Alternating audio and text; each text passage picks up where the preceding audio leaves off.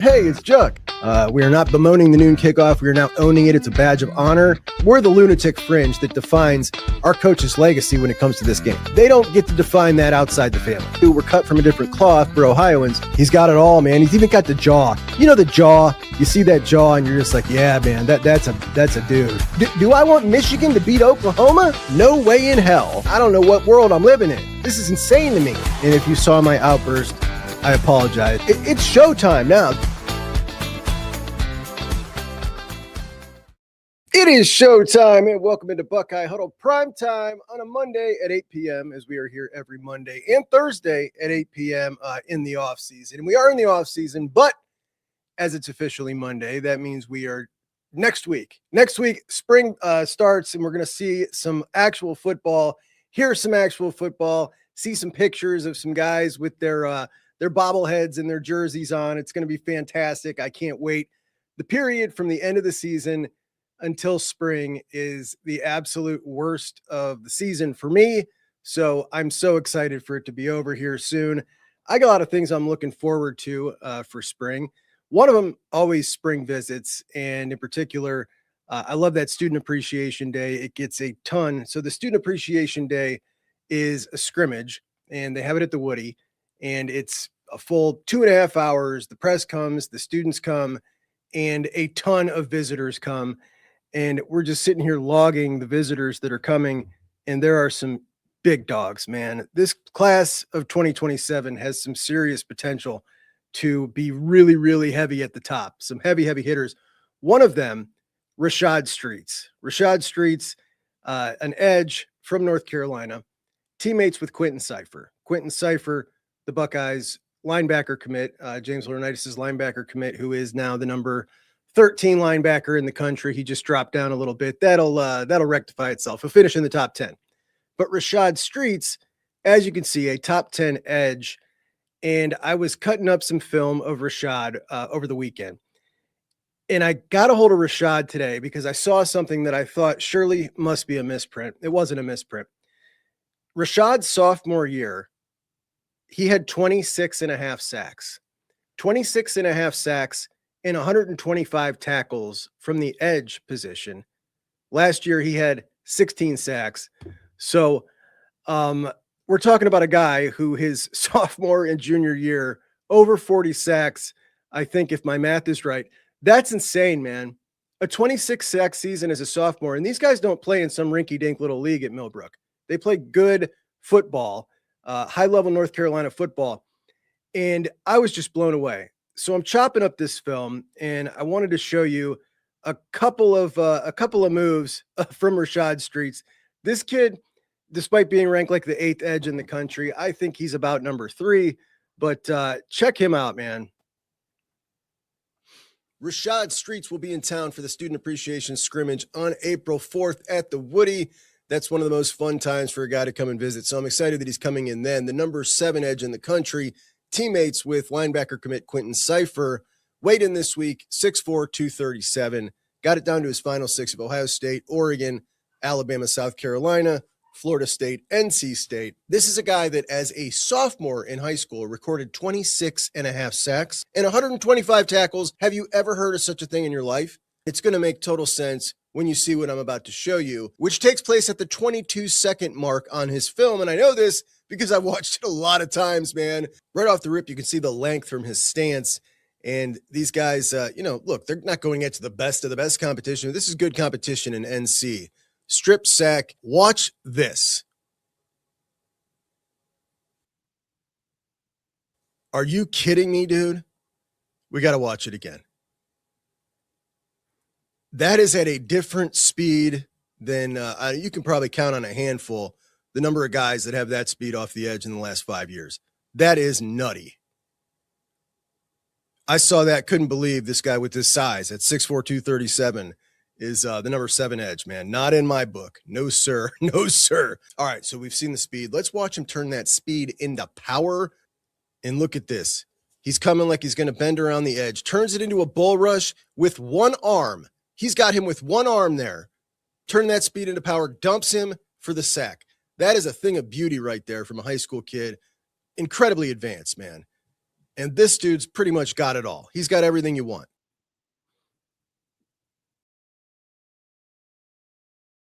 So that's Rashad Streets, and a little bit of a window into how this dude was able to record 26 and a half sacks as a sophomore, which that one goes down into my record book since I've been like, it's not always easy to get statistics from high school kids. You don't see them a ton, but like Kari Wilder, for instance, had 15 sacks last year. That was a boatload. Kari is an absolute madman. The speed he's moving at, and I just checked his weight, right? He's at 237 right now. So not Kari, Rashad, 6'4", 237. And that was like cyborg rate of speed right there. And I'm just thinking, man, you got DJ Jacobs. Things are going real well right now with both Chris Whitehead, a top 3 edge, and with Rashad, another top 10 edge. Should Ohio State be able to land another one of those? We're looking at another Jack and JT situation where you're bringing in, 2 of the top 5 edges in the country. We haven't seen it since then. We never saw it before then.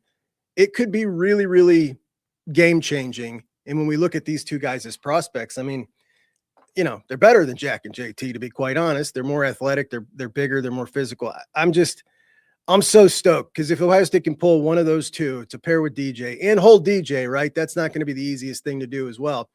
But generally done pretty well with the guys that they've chosen to invest in early, lock them down, not many flips coming out of that situation. So that got me really pumped today. But imagine going against a defense with both Quentin Cypher and him on that defense. Absolute madmen. Anyway, last year, before the season started, I went through the top 25 games, most consequential games or most interesting games of the season, preseason, just kind of looking ahead, projecting out who was going to be good, who was not going to be so good. And I think it's always a really fun exercise as it kind of gets the juices flowing for the upcoming season when there's not much football to talk about. And I noticed the other day that former Juck on Bucks College Football Journalist of the Year in 2024, Brad Crawford, he won that by putting Juck on Bucks in a 24/7 article in our first year. So you can buy my love. He was the Juck on Bucks Sports Journalist of the Year for that. But then in 2025, he said something really dumb about the Buckeyes. So he's since been relegated to the very bottom of the list.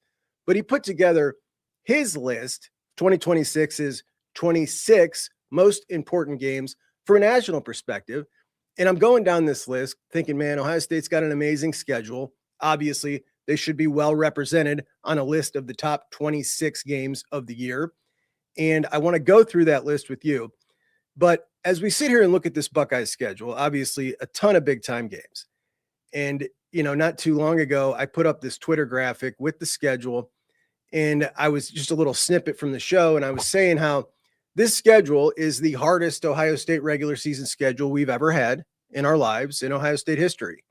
And some people were pushing back on that, Ohio State fans, almost as if that offended them or they thought that was saying something bad about Ohio State to say that it's a hard schedule. They were saying things like, I think a lot of those teams are going to fall back or what. I mean, regardless of what you think about the individual teams, that is an absolute ridiculous schedule. Like, people are dumb on Twitter. I get it. But this is, in fact, the hardest schedule we've ever seen. There really is not any debate about it. It's a fact because it never could have happened until the Big Ten expanded and brought in the West Coast teams.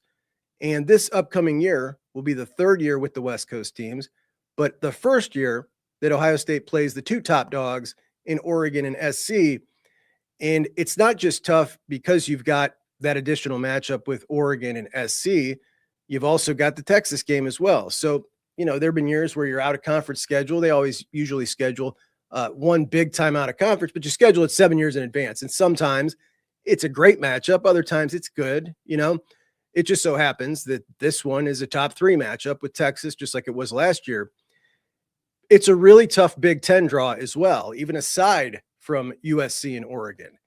And we've seen so many more teams getting better in the Big Ten. But when we look at like what the traditional schedule was like, when we were looking at Ohio State throughout our lives, scheduled come out, you would get over the last 20 years, your Penn State and your Michigan game, and you could count on those to be tough games. And then you could usually count on your out of conference game, hopefully is going to be a tough one. And then there would usually be that one team in the Big Ten that was kind of on an upswing, a Michigan State, a Wisconsin, a team that, could potentially beat you. And that was it, really. That was it. You had 4 games or 4 weeks during the regular season that you'd really get up for, that we'd really get up for as a fan base. But even this year, if you look at this schedule, without Oregon and without USC, you're still playing Texas, Indiana, at Iowa, at Nebraska, Illinois, and Michigan. That is a tough Big Ten draw right there. You could even take Texas out. You could take Texas, USC, and Oregon out. And this schedule, I would contend, is still more difficult than last year's schedule, removing Texas, USC, and Oregon. If you remove USC, Oregon, and Texas, you got to replace them with 3 random Big Ten teams, 2 random Big Ten teams in a cream puff in Texas's case. So you're replacing them with a couple randoms. Last year, what games did we get up for? Texas, Washington, Illinois, Michigan. In this case, Indiana would take the place of Texas from last year as that top-ranked team. Michigan's Michigan. And then you got at Iowa, at Nebraska, and Illinois. Northwestern as well, in Maryland. I mean, that is a tougher schedule than last year. You can remove 3 of your 5 toughest games this year, and it's still going to be tougher than last year's schedule. And don't forget, you still got to replace those games against USC and against Oregon with other Big Ten teams. And the odds are you're going to get a decent opponent out of one of those. So the schedule is hard. And I, for one, am stoked about it. I'm really looking forward to it. I love it because so many years have been, Ohio State, the singular dominant program in the Big Ten. And we've rolled over the entire regular season. It's boring. And then you get to the postseason and you're not incredibly well prepared. I think the Buckeyes were a bit of a victim of that last year. I think they were a little ill prepared for top tier competition by the time they got to Indiana and Miami. But if you take the Buckeyes' normal schedule that we're used to, and you just go ahead and say, let's add a couple extra top 5 teams, Oregon and Texas, that's what this is. USC will be a wild card, and they always are. They were 9-4 last year. We're not quite so sure how they're going to be this year, but just collectively, as a collective fan base, we have so few chances to get up for games during the regular season. And I think that's why I'm so amped up about this. When we look back at last year, literally Texas game 1 was just a massive event. And then game 4, we went out to Washington. And I think, kind of collectively, we were all pretty amped for that Washington trip. But after that, it was all the way until Michigan before, and I do this every day, right? I see the numbers through the industry. I see what moves the needle. There was just not much excitement during the regular season. And this one is totally different. We can start with week 1, where week 1's always exciting. You got Ball State this year. That's not exciting, but it is week 1. And I think the fact that you got Arthur Smith and we're looking for a new offense, right? We want to see what this new offense looks like with Artie Smith. I'm pretty pumped for that. You got all the new transfers who are going to be coming in and starting, guys that we're just getting acclimated with. So it feels like a much more exciting opening day than we're used to. And then week 2, of course, is the Texas game, which is just, what words can't put into description how big this one is. They have lost to us now the last 2 years. And we won the last time we were down there at their stadium as well in the aughts. So that one's just going to be so huge. It'll be a night game as well. I think a lot of us will be making the trip down.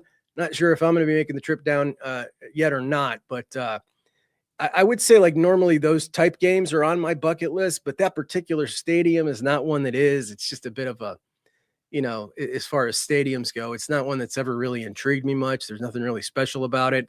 And the city of Austin, which I'd always heard was an awesome place up until 20 years ago, not so much anymore. Week 3, you got Kent State. There's no juice there. But then we enter Big 4 competition in week number 4. Illinois comes to town, and that's pretty exciting. Bielema has built a consistent competitor at Illinois. Yeah, they got to change over quarterbacks, but they got their best recruiting class. Now, these guys aren't playing this year, obviously, but the best recruiting class that I think they've had at Illinois, and certainly under Bielema. They're investing money into the recruiting class, into the transfer portal. That's going to be a consistent contender as long as they're there. a team that can potentially jump up and make a Big Ten championship at some point. Things will have to go right. They'll have to have the quarterback like Altmaier, and the things will have to click into place. But is it a team that could potentially beat Ohio State? I think it could potentially beat Ohio State.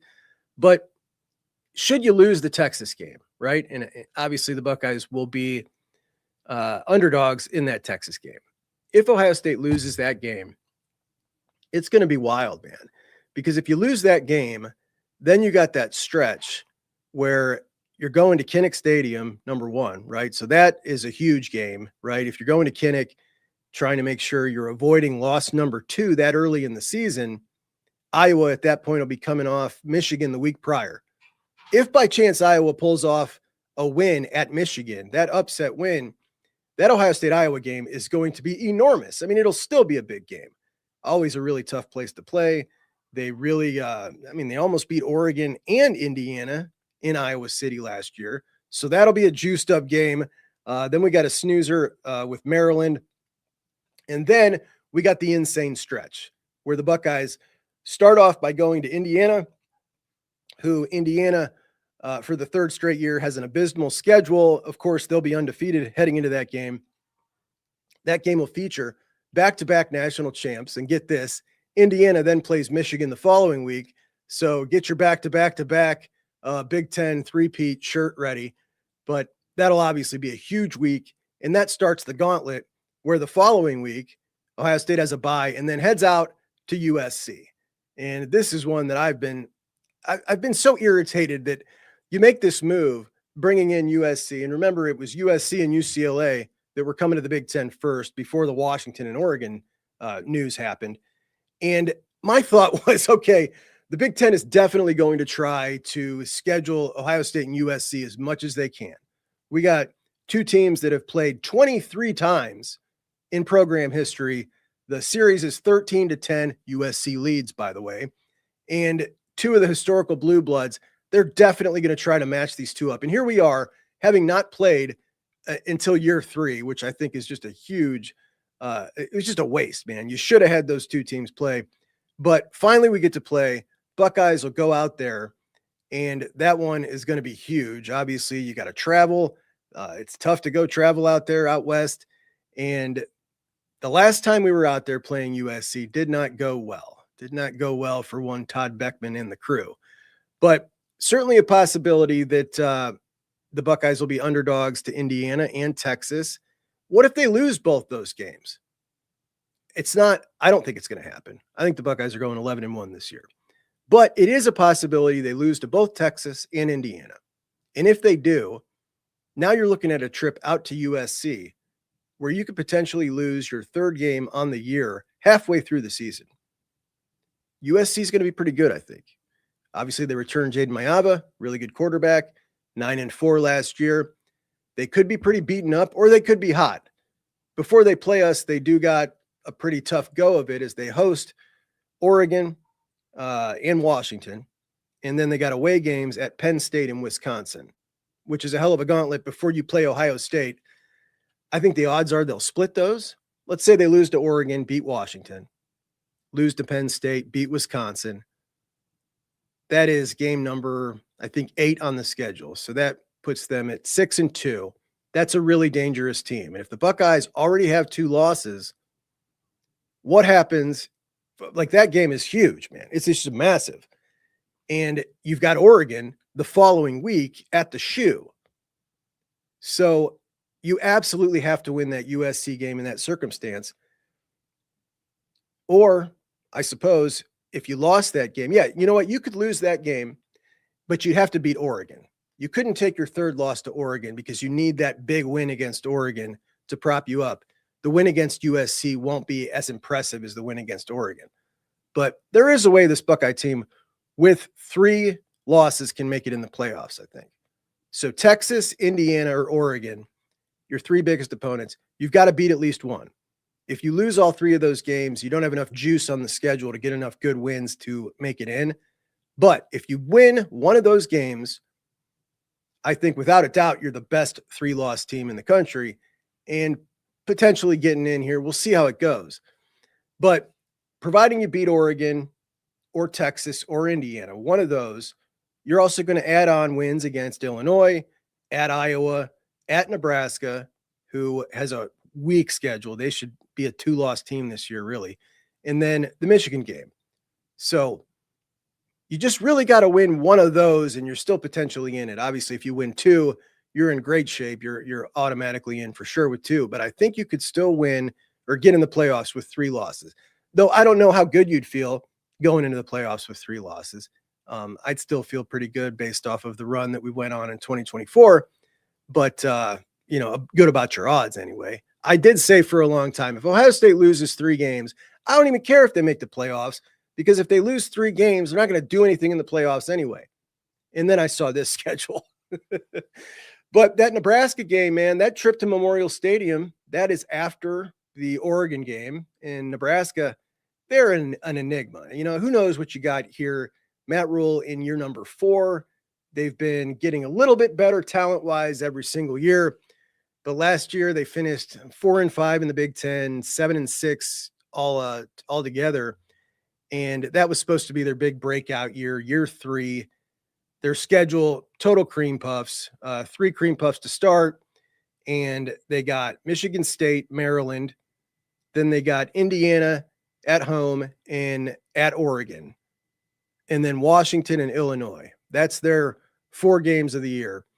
And if they could split those games, let's say they beat Washington and Illinois, then the game against Ohio State for them is a game to potentially go 10-2, 9-3, which would be huge. Of course, they got Iowa at the very end of the season as well. But that could be a juicy game, man, a quiet one. And what will Michigan's record be heading into the game this year? First year under Kyle Whittingham. By the way, a lot of interest from some big dogs on the recruiting trail this past couple of weeks for Michigan. And if Michigan's smart, they'll be pumping a ton of money into Kyle Whittingham and the recruiting apparatus up there right now, because they've got some momentum with Whittingham. But similar to Ohio State, their schedule is really, really tough. Going through game by game for them, let's say they lose to Oklahoma, which, likely they'll be dogs against Oklahoma. They got Iowa coming in week 4, pretty tough game. And then they're at Minnesota, and Minnesota has been giving Michigan a run for the money in the last couple of years. Then they bring in Penn State. Now that one sounds like one of the most fun games of the year, watching Matt Campbell in his first year at Penn State, Kyle Whittingham in his first year at Michigan. So that'll be a big time game. That'll certainly make this top 26 list. And then they got Indiana.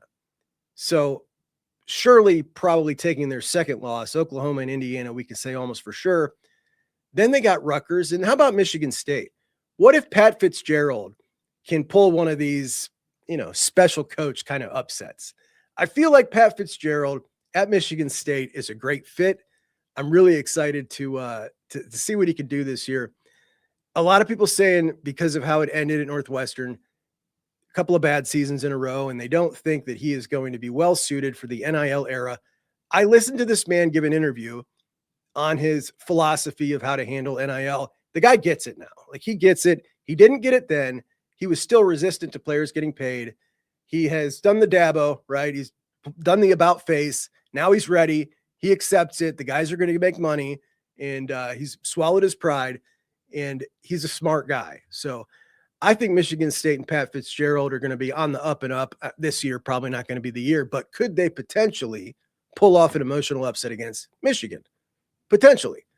But my point is, for talking about all this, is last year, Texas, Michigan, a little bit Washington, 3 weeks throughout the entire season that we collectively as a fan base were just totally jacked for a football game. And this year we got Texas, Iowa, Indiana, USC, Oregon, Michigan, and we'll say either Illinois or Nebraska. One of those two will probably be a jacked up game. That's more than half the regular season. It's going to be something we've never experienced. It's going to be unbelievable. And if the Bucks are winning, unbelievably fun.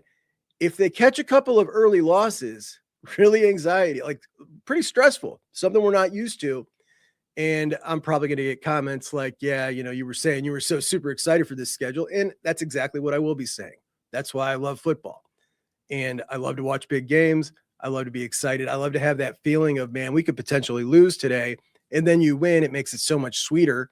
And I got a lot of faith in this team, man. I think that this team, we look at the defense, and yesterday on the show, so actually this morning on the show, I went through position group by position group, and I ranked the position groups based on the unit. Let's say offensive line. Was it best in 2024, 2025, or projection for 2026?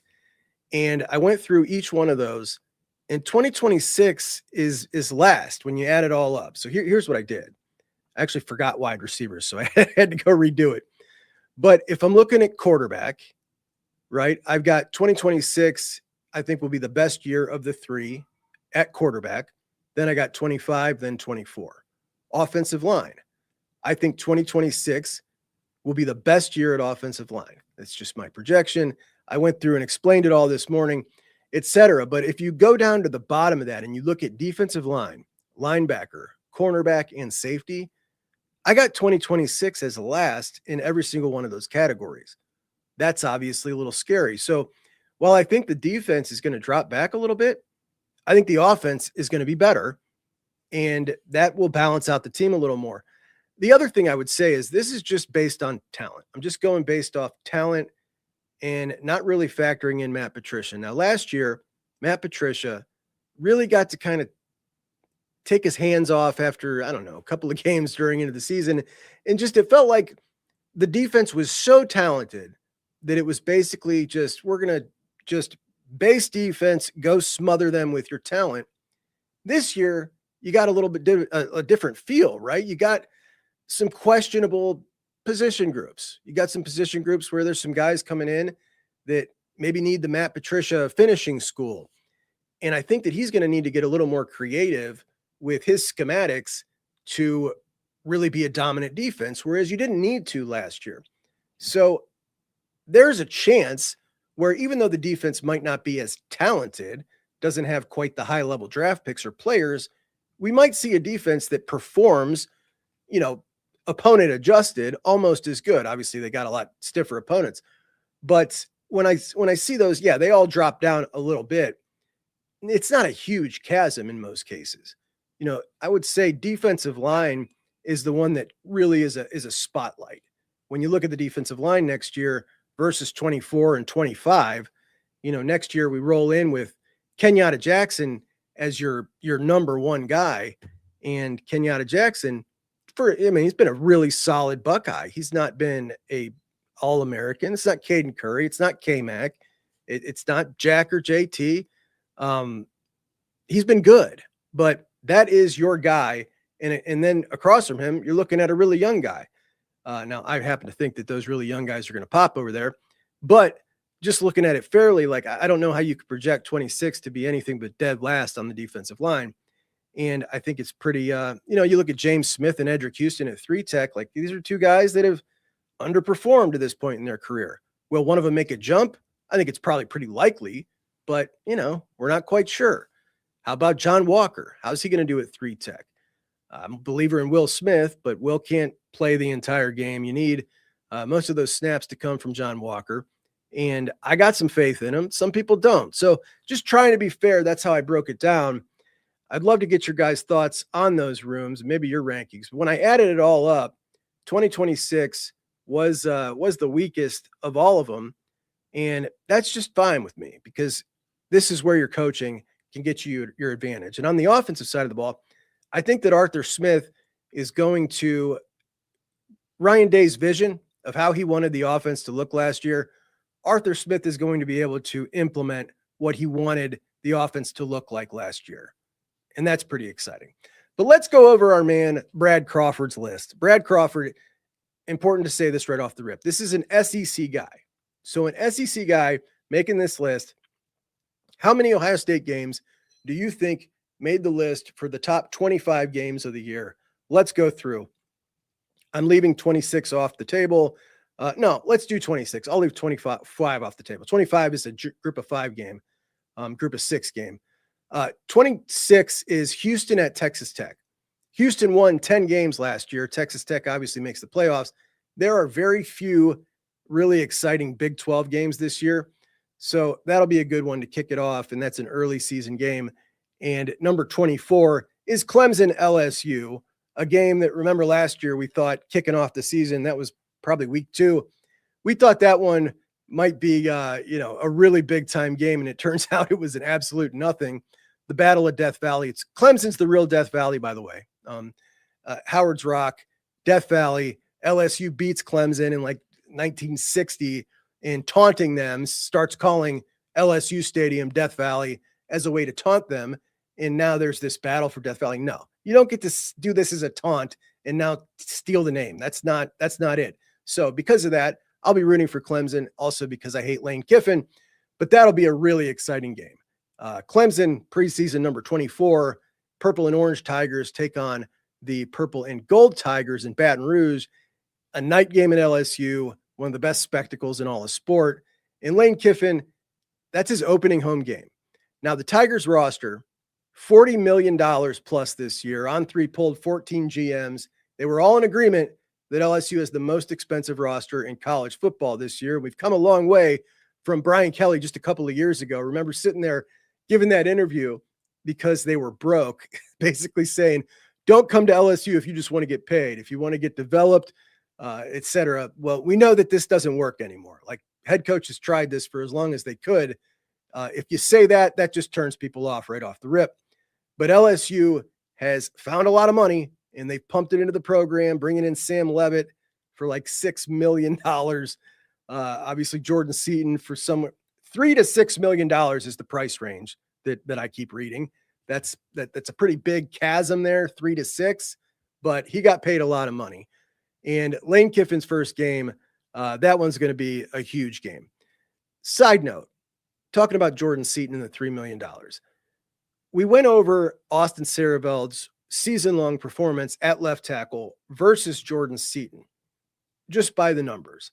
And by the numbers, Austin Saraveld, who gave up not a single sack on the entire year, was better. He was better in pass blocking, and he was just a little bit lower in run blocking, which is Saraveld's strength. I think that a second year at tackle run blocking, he'll be even better. But I was thinking about this. How much do you think if Jordan Seaton got $3 million on the open market, 3 to 6, sorry, how much do you think Austin Saraveld would have gotten in the transfer portal? I think clearly over $1 million. I really believe that. And we're talking about a guy who was a top 10 left tackle in college football last year, despite the fact that, no, he doesn't look like a left tackle. He's not going to be an NFL left tackle. But for a college football team playing big time college football, he was a top 10 dude last year. People pay guys like Ethan Onyanwa $1 million who've never done anything. They just look the part. Austin Saraveld did the part. That dude was worth over $1 million. And somehow people were not happy that guy's coming back as the left or right tackle, depending on if Ian Moore's even better suited to play the left side than him.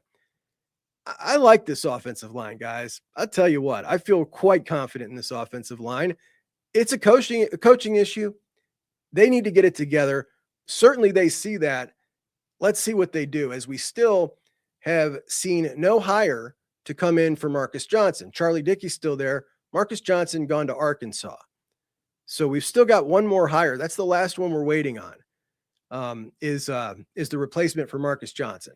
So anyway, just wanted to talk about that as we talk about LSU. Now, number 23, Virginia Tech, Miami, November 20th. And I got to tell you, I'm not a James Franklin fan, but I have not seen Virginia Tech mentioned on this amount of guys that Ohio State is recruiting in 20 years.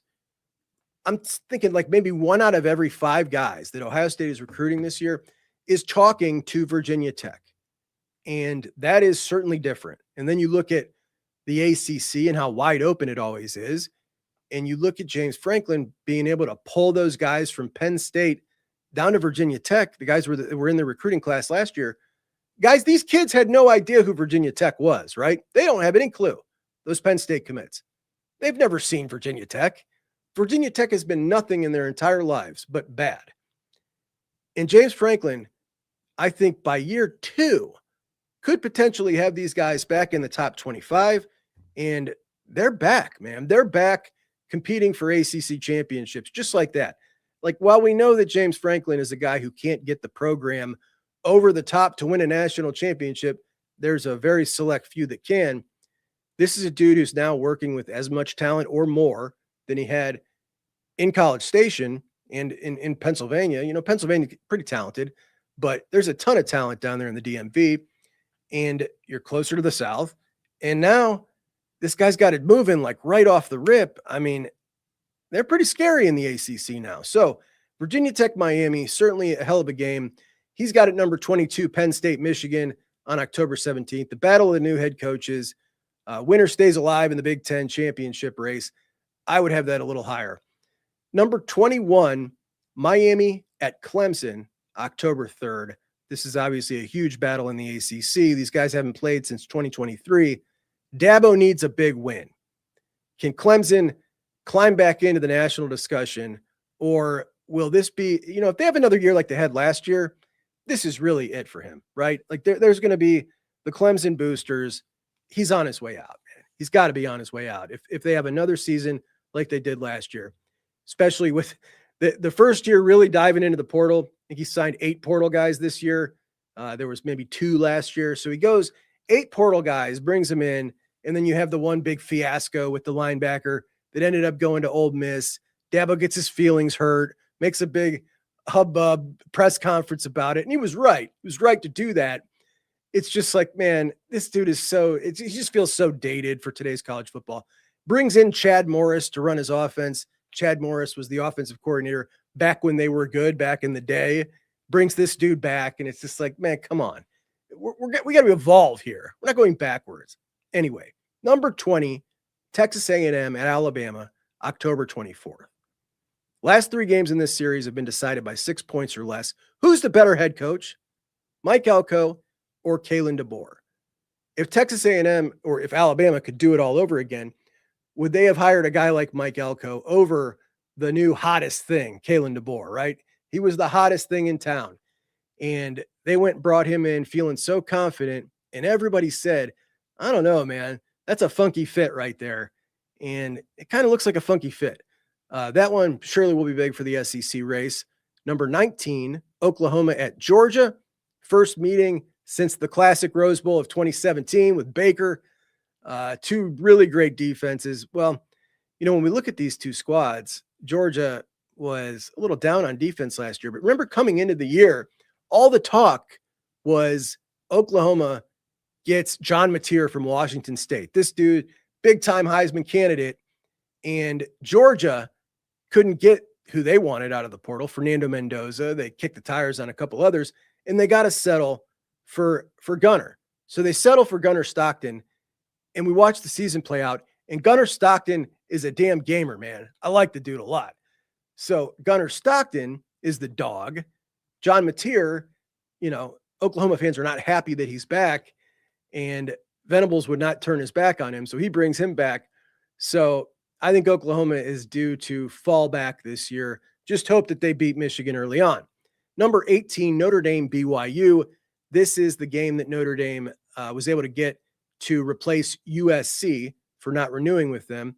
I'm pretty excited about this one.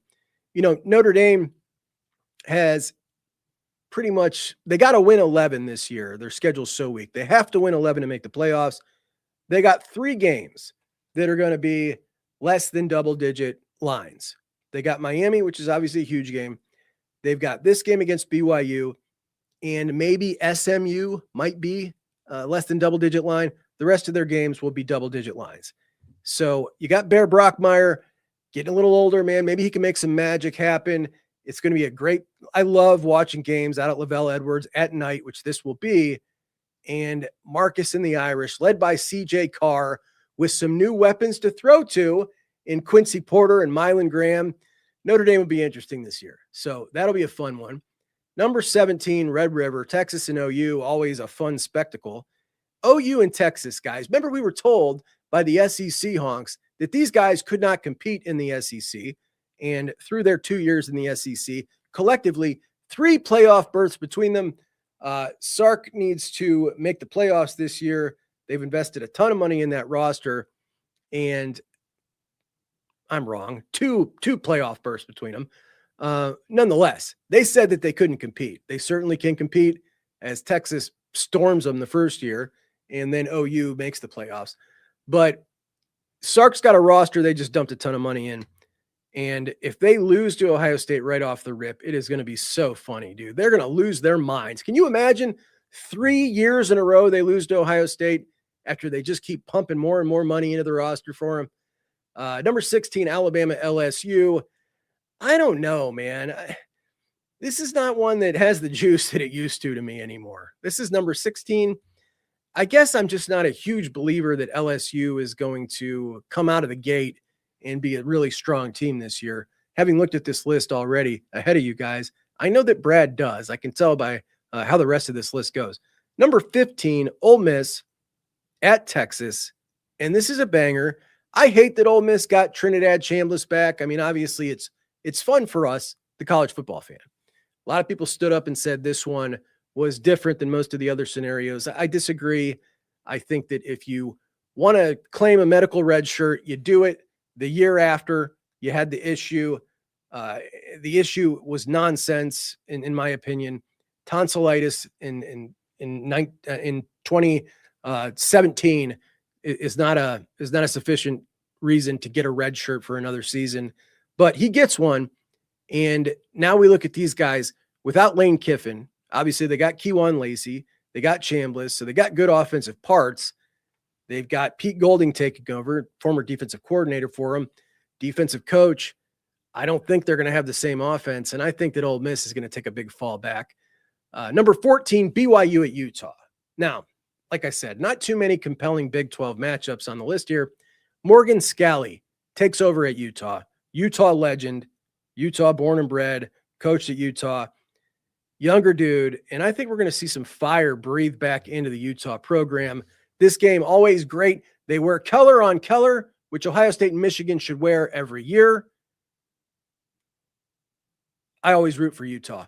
Always root for Utah in the Holy War. Number 13, OU at Michigan. Huge game for Kyle Whittingham right out of the gate, right? If these guys can beat Oklahoma, who made the playoffs last year, can you imagine the momentum and the way it's going to feel up there, how excited they're going to be for Kyle Whittingham at Michigan? If that happens, it's going to be nonstop. Bad news bears, man. Can't happen. Oklahoma cannot win that game. Boy, I think that's in the intro. No, we will not be rooting for Michigan in that game because they're a Big Ten member. That is not how we roll here at Buckeyes Studios. Now, here's where we get, notice there's been no Ohio State games yet on the list, and we know the Buckeyes play a lot of big games. Here is our first at number 12. Ohio State at USC. Ohio State, USC, 13-10 all-time series. USC leads that 13-10. And the Bucks have got to take advantage and get this thing back in the next couple of years. Got to get this series back to the good guys. Cocky Lincoln Riley will have this game as the measuring stick, like most programs do. But this, to me, I think this is the biggest game of his entire tenure since year one, where they almost made the playoffs. I would say last year against Oregon probably is right now. But this game against Ohio State for Lincoln Riley, this is his white whale. And it'll be the best shot they got.